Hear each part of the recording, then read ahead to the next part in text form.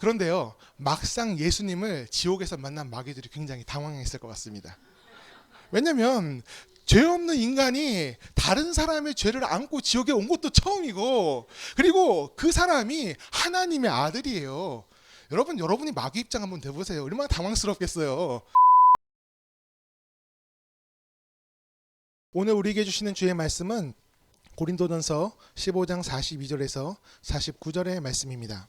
죽은 자의 부활도 그와 같으니 썩을 것으로 심고 썩지 아니할 것으로 다시 살아나며, 욕된 것으로 심고 영광스러운 것으로 다시 살아나며, 약한 것으로 심고 강한 것으로 다시 살아나며, 육의 몸으로 심고 신령한 몸으로 다시 살아나나니, 육의 몸이 있은즉 또 영의 몸도 있느니라.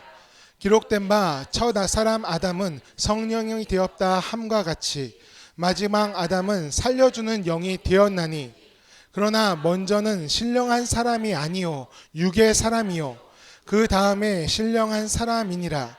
첫 사람은 땅에서 났으니 흙에 속한 자이거니와 둘째 사람은 하늘에서 나셨느니라.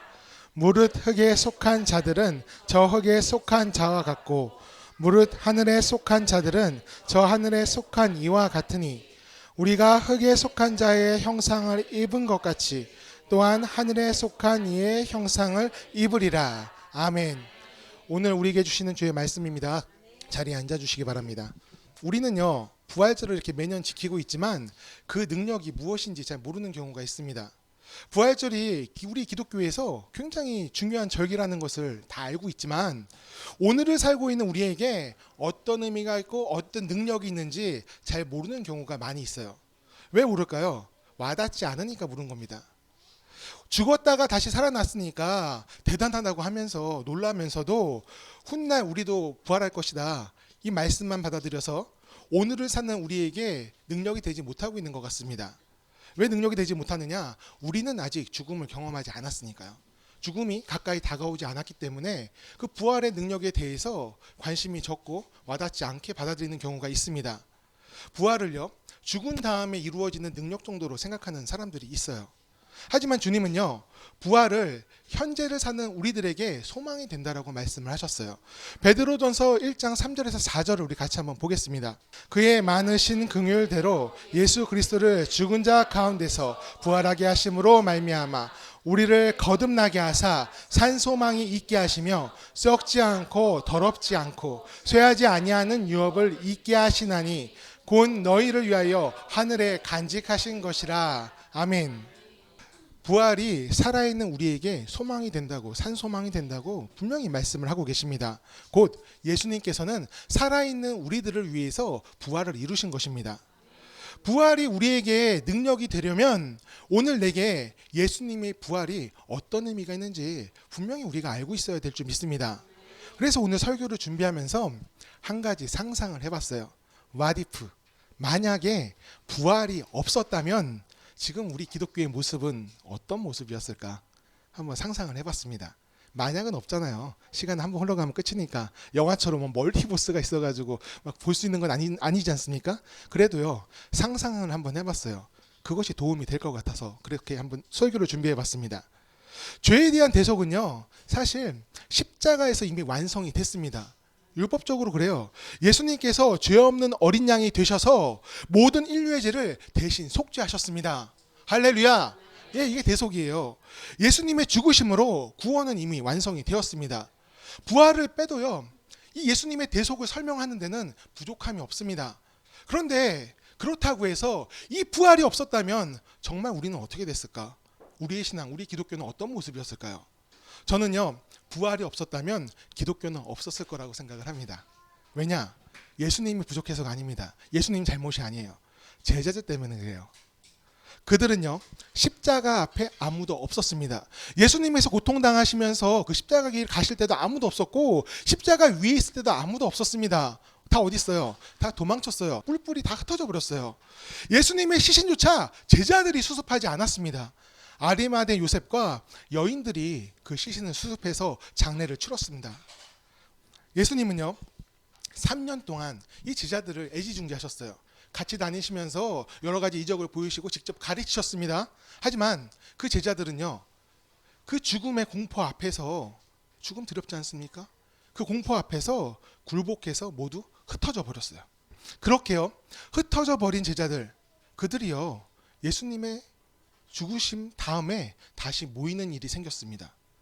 어떻게 다 모였을까요? 예수님의 가르침을 기억하고, 아, 내가 잘못했구나 회개하고 용기를 냈기 때문이 아니에요. 예수님이 다시 모이게 하셨어요. 정확히 얘기해서 다시 살아나신 예수님의 부활의 그 능력이 그들을 다시 모이게 했습니다.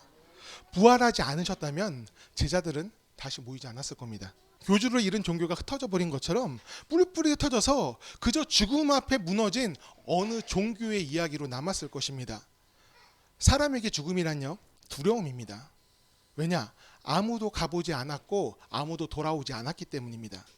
세상에서 아무리 큰 성취를 이뤘어도 죽음을 막을 수가 없어요. 내가 사랑했던 이들과도 영원히 이별하는 것이 죽음이라 여기기 때문에 죽음을 두려워하고 뒤로 미루고 싶어 합니다. 오지 말라고 합니다. 하지만 그 죽음이 오는 것을 조절할 수 있는 사람은 아무도 없습니다.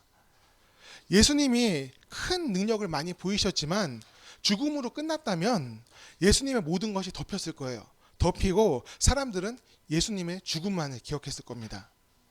대속은요, 십자가에서 죽으심으로 완성되었지만 사람들이 그 대속을 은혜가 아니라 비극으로 기억한다면 구원은 완성되지 못하는 겁니다.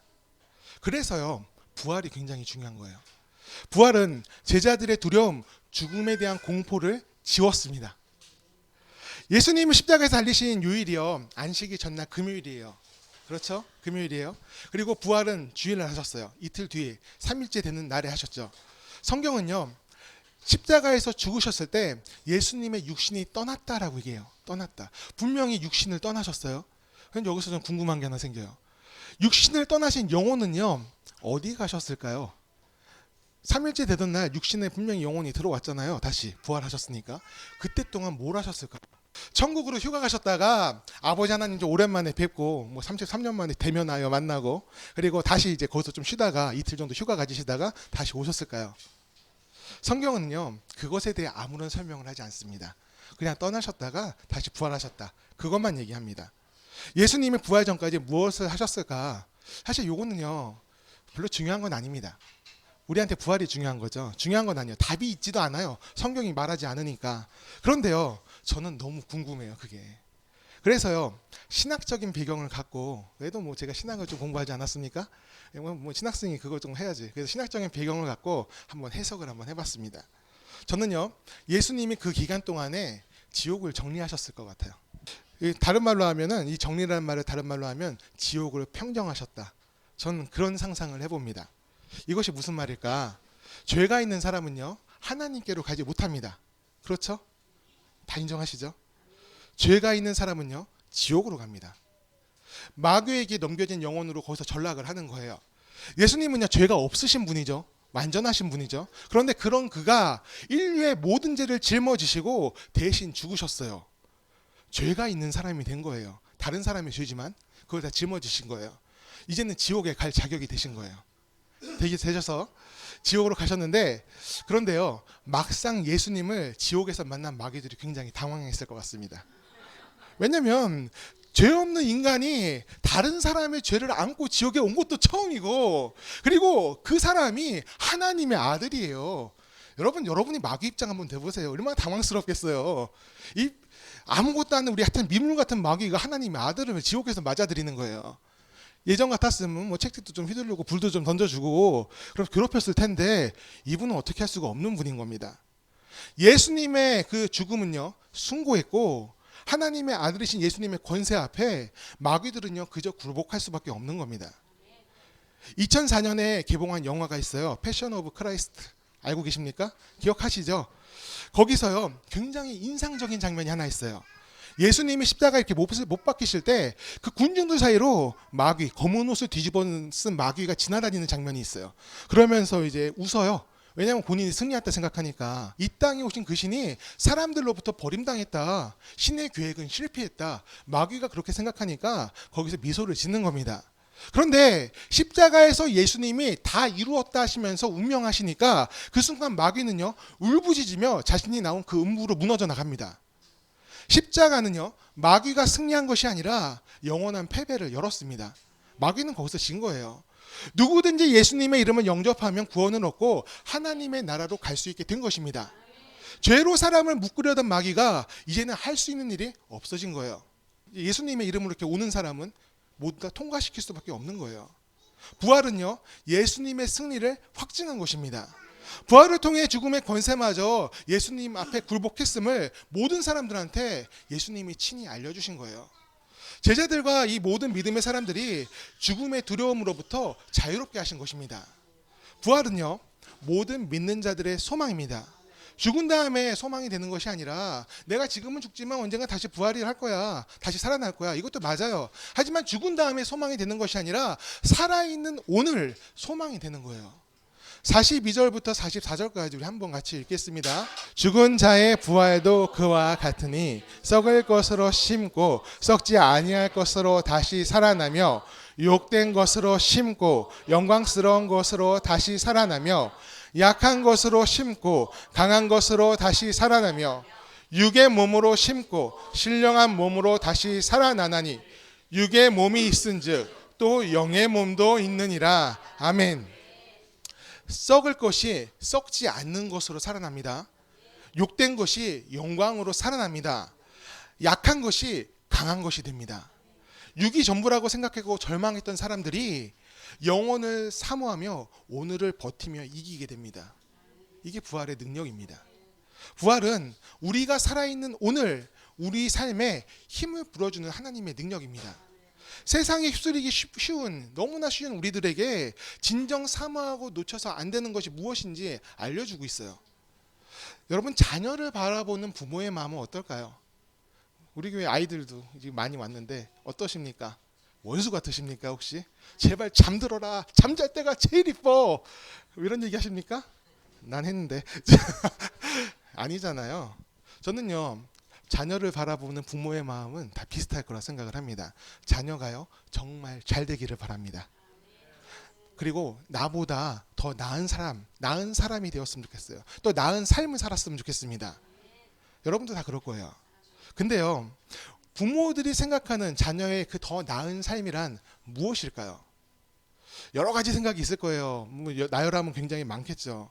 그런데요, 시간이 지나고 보니까 제가 본 많은 사람들은요, 대부분 경제적인 부분에 치우쳐 있는 것 같아요.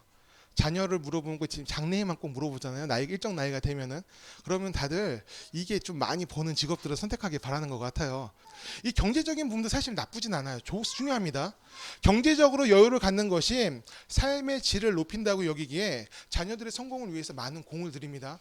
학원도 많이 보내고 공부 체크하면서 좀 더 좋은 환경을 만들어 주려고 많이 노력들을 하죠. 이건 틀린 게 아닙니다. 괜찮아요. 하지만 때로는요, 옳은 판단이 아닐 수가 있어요. 때로는요, 옳은 판단이, 우리가 생각한 것이 자녀를 위해 했다고 하는 것이 옳은 판단이 아닐 때가 있어요. 때론 과하다고 여겨질 때가 있습니다. 자신이 가진 권력을 이용해서 자녀의 앞날을 열려고 하다가 같이 망하는 케이스도 있습니다. 그리고 물질적 욕심을 잘못 내다가 부모가 좋은 본을 보여줘야 되는데 탐욕스러운 모습을 자녀한테 가리킬 수가 있어요. 부모가 자녀한테 진짜 물려줘야 되는 것은 그런 것이 아니잖아요. 세상을요, 현명하게 사는 법을 가르쳐야 될 줄 믿습니다. 그것을 우리는 뭐라 말하느냐? 인성이라고 얘기해요. 인성을 가르쳐야 돼요. 기독교인들에게 있어서요, 최고의 가치는요, 예수님을 닮는 겁니다. 맞습니까, 여러분? 예수님을 닮는 거예요. 믿음을 가진 부모라면 그것을 최우선으로 자녀들한테 가르쳐야 돼요. 근데 이것을요, 오해해서 단순 종교인 만드는 걸로 생각할 수가 있어요. 주일 예배 갔냐 안 갔냐 체크하면서 끝나고 그러면 안 됩니다. 가면 용돈 많이 주고 안 가면 징계를 내릴 것이다. 예배 드리는 건 너무나 중요하지만 출석했다 안 했다, 이걸로 종교교육이 끝이라고 생각하시면 안 됩니다. 하나님 나라의 백성이 될 수 있도록 부모는 본이 되어야 돼요. 본이 되어야 돼요. 하지만요, 많은 사람들은 두려움이 있어요. 예수님을 닮는 것을 두려워하는 게 아닙니다. 그 길 가는 거 두려워하는 게 아니에요. 세상의 중심에서 이렇게 밀려나는 것을 두려워합니다. 하지만 이것은요 사실 중심에서 밀려나는 거 두려운 일이 아니에요. 인생이 그런 거예요. 올라섬이 있으면 내려올 때가 있어요. 그리고 얻는 것이 있으면 잃어버리는 것이 있습니다. 그 순간이 아플 수는 있어도요, 모든 것을 잃은 건 또 아니에요. 왜 그러냐? 아직 우리 안에 예수님이 계시면 다 잃은 것 같아도 다 잃은 것이 아닙니다. 오히려 그 안에 다 있는 것입니다.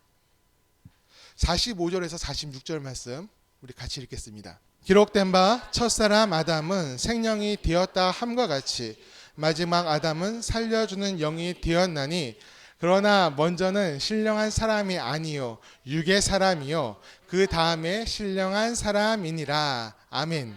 첫사람 아담은 생명의 사람이에요. 생명이 뭘까요? 생명이 뭐냐? 살아있는 생기, 영혼을 얘기하는 거예요. 곧 생명을 받은 자라는 겁니다. 스스로 생명을 가진 게 아니라 생명을 부여받은 자라는 거예요. 하나님으로부터 그 생명을 받았는데 이 첫사람 아담이 타락해서 무너졌습니다. 하나님이 주신 생명이 죄로 오염되고 만 것이죠. 그 타락을 바로 잡으신 분이 마지막 아담, 예수님이십니다. 십자가의 희생으로 죄를 정화하시고 이 부활로서 그것을 확증하셨습니다. 첫사람은 죽음을 가져왔으나 마지막 사람, 예수님은 생명을 가져왔습니다. 수동적인 분이 아닙니다. 그 자신이 생명이 되셔서 우리 안에 들어오신 것입니다. 예수님의 부활은요, 그래서 우리를 위한 것이 됩니다. 그분이 영광을 얻으셨으나 그분을 위한 영광이 아니고 우리를 위한 영광입니다. 예수님이 부활의 첫 열매가 되셨고 우리가 그 다음 열매가 될 수 있는 그 영광을 우리에게 허락해 주셨습니다. 곧 우리가 이 생명을 살리는 역할을 해야 됨을 말하는 거예요. 세상이 어두울 때 우리는 빛이 되어야 하고 세상이 타락하고 갔을 때 우리는 소금처럼 하나님의 맛을 내야 되는 그런 역할을 해야 될 줄 믿습니다. 예수님이 이것을 통해서 내가 신령한 것처럼 예수님이 신령하신 것처럼 너희도 신령하라고 우리에게 말씀하고 계시는 거예요. 여러분 제발 그래야 돼요. 세상은요 우리를 향해서 도전하고 있습니다. 그리스도인들을 향해서 도전하고 있어요. 너희가 무엇이 특별하냐? 너희가 세상과 다를 것이 무엇이냐 하면서 너희도 별반 다름없는 사람들이다. 이렇게 도전을 하고 있습니다. 많은 사람들이 여기서 쉽게 무너져 갑니다. 만몬의 규칙을 따르고 풍족함을 은혜라고 하고 빈곤함을 저주라고 얘기를 합니다. 자족함과 같은 소소한 기쁨을 정신승리라고 모독하고 있어요. 하루를 감사하며 사는 것, 그것을 가볍게 여기는 세상이 되었어요. 손에 무엇을 쥐었느냐, 그것 갖고 사람을 평가하는 시대를 우리는 살고 있어요. 교회 안에도요, 그런 세상의 법들이 너무나 많이 들어와 있습니다. 성경의 모든 가르침과 증언들과는 반대로 가고 있다고 우리는 모두 알고 있습니다. 알고 있음에도 불구하고 그것을 세상을 사는 지혜라고 얘기하고 그건 역시 하나님께서 허락하신 거라고 말을 하고 있습니다. 여러분은요 어떤 사람이 하나님의 사람이라 생각하십니까? 저는요 제가 목사기 때문에 목사는 어떤 사람일까 그런 생각을 굉장히 많이 합니다. 스스로를 되돌아보면서 얘기하는 것도 있고 그리고 굉장히 롤모델을 찾기 힘든 시대를 살고 있어서 스스로 그런 생각을 많이 해요. 저는요 목사는요 조금 가난하지 않았으면 좋겠어요. 제 주변에 가난한 목사님도 굉장히 많이 있습니다. 작은 교회 목사님들 얘기하면 맨날 임대료 얘기하시는 분들 굉장히 많습니다. 저는 임대료 고민 안 하니까 그래도 감사하지. 그런데 이제 전 그런 거 보면서 하나님 가난은 좀 안 했으면 좋겠어요. 도와주세요. 근데 다들 임대료는 다 내고 계세요. 내고 계시니까 뭐 그렇게 염려는 안 해도 되는데 그게 또 그렇지 않잖아요. 주머니가 비어있고 통장이 비어있으면은 한 달 한 달 다가올 때마다 사람인지라 막 근심을 해요. 그래서 저는 이제 목사님들은 좀 가난하지 않았으면 좋겠다 그런 생각을 좀 합니다. 물질적으로 어려운 것이 참 힘들다는 것을 알기 때문에 조금은 여유가 있었으면 좋겠다 그런 생각을 해요. 하지만요 부자가 되고 싶은 사람은요 목사가 돼선 안 됩니다. 또 권력을 얻어서 남들 위해 군림하고 싶은 사람도 목사가 되어서는 안 돼요. 그런 것을 얻고 싶다면 사업을 해야 되고요. 또 정치를 하는 것이 훨씬 낫습니다. 목사는요 그런 것을 탐하는 자리가 아닙니다. 목사는 위로하는 직분이라 생각을 해요. 하나님의 이름으로 또 예수님의 사랑을 대신 전하는 청지기, 그 역할을 하는 것이 목사라고 생각을 해요. 청지기는요 주인이 아닙니다. 청지기는 주인이 올 때까지 겸손하게 대신 돌보는 역할을 하는 사람이에요. 맡은 것을 상하게 하면 안 됩니다. 괴롭혀도 안 됩니다. 보살피는 거예요. 양들이 안전하도록 또 성도들이 하나님의 길을 걷는 인생을 살도록 격려하고 보살피는 것이 청직입니다. 그리고 이러한 역할은요 비단 목사들한테만 주어진 건 아니에요. 49절 말씀 우리 한번 읽겠습니다. 우리가 흙에 속한 자의 형상을 입은 것 같이 또한 하늘에 속한 이의 형상을 입으리라. 아멘. 여러분, 예수님을 영접하셨습니까? 그렇다면 우리 모두 하늘에 속한 사람입니다. 여러분, 부활을 믿으십니까? 그렇다면 우리는 구원을 의심해서는 안 되는 사람들이에요. 세상의 영광에 마음을 빼앗기지 말고 구원의 길을 열기를 바랍니다. 구원은요, 단지 죽은 다음에 내가 천국 갈 거야, 그것이 아닙니다. 오늘 하나님 나라에서 내가 속한 이곳을 하나님 나라로 만들면서 사는 것이 구원입니다. 우리가 살고 있는 곳, 우리가 선 땅이 하나님 나라가 되어야 되는 것입니다. 부활은 우리가 두려워해야 하는 것을 바꿔놓았습니다. 죽음을, 또 세상에서 버려지는 것을 두려워하는 것이 아니라 우리가 하나님의 형상을 잃어버리는 것을 두려워하도록 만들었습니다. 그것이 부활이에요.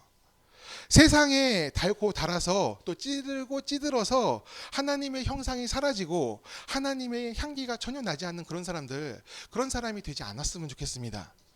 사실 예수님께서는요, 또 우리 하나님께서는 더 얻으실 영광이 없으십니다. 그분은 이미 살아계신 주권자시고 또 하나님이시고 창조주세요. 그분이 무슨 영광이 더 필요하십니까? 그 존재 자체가 영광이신데요. 태초부터 높으셨고 모든 권세가 이미 그 발 앞에 무릎을 꿇었습니다. 원래부터 그런 존재세요. 이미 완전하신 하나님이 고난과 죽음, 부활까지 감당하신 이유가 없어요. 그런 이유가 없는데 감당하신 것은 바로 우리들 때문입니다. 우리를 위해서 그 모든 것을 행하신 거예요. 우리들을 놓치지 않고 하나님의 형상을 가진 자녀로 세우시기 위해서 그 모든 수고로움을 감당하셨습니다. 곧 우리들을 위해서 그 영광을 이루셨어요. 그래서 예수님 안에 있는 자들은 그 영광에 참여할 수가 있습니다. 우리한테 허락된 영광이니까요. 부활은 연약한 우리를 향한 하나님의 응원이고 내가 영원히 너희와 함께한다는 약속의 메시지입니다. 만일에 부활이 없었다면 어땠을까요? 부활이 없었다면, 만약 예수님을 내가 만나지 못했다면 어땠을까요? 이 두 가지 질문에 그 답을 우리가 냈을 때 그래도 나는 잘 살았을 것이다, 그렇게 결론이 안 났으면 좋겠어요. 나는 법 없어도 사는 착한 사람이니까 그래도 나는 잘 살았을 거야, 이런 얘기를 우리가 하지 않았으면 좋겠습니다. 하나님 감사합니다. 부활을 품고 우리가 소망을 보게 해주셔서 너무나 감사합니다. 그런 고백이 우리한테 나왔으면 좋겠어요. 오늘 내가 숨쉬며 사는 이유가 우리 하나님께 있습니다. 예수님의 부활이 나를 오늘 있게 했습니다. 그 은혜가 우리 가슴에, 우리 영혼에 충만하기를 바랍니다. 우리 입에서 이 마르지 않는 즐거움이 되어서 계속 고백되어 줄 수 있는 신앙이 될 수 있기를 간절히 축원합니다. 우리 다 같이 이제 찬양할 텐데요. 나의 만족과 유익을 위해 우리 간절한 마음 이 찬양 부를 텐데 진짜 우리의 만족과 유익이 하나님으로부터 나왔으면 좋겠습니다. 우리를 위해서 자신의 모든 것을 내려놓으셨고 또 이루신 주님, 부활까지도 우리를 위해서 하신 것인데 그 은혜를 우리가 잊지 않았으면 좋겠습니다. 오늘을 또 단단으로 살아도 하나님의 사람으로 살겠습니다. 주님만이 우리의 만족되십니다. 우리 다 같이 찬양합니다.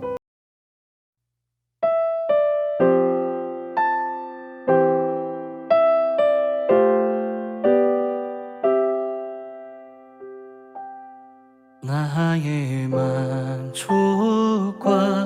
유익을 위해 가지려 했던 세상 일들 이젠 모두 다 해로 여기고 주님을 위해 다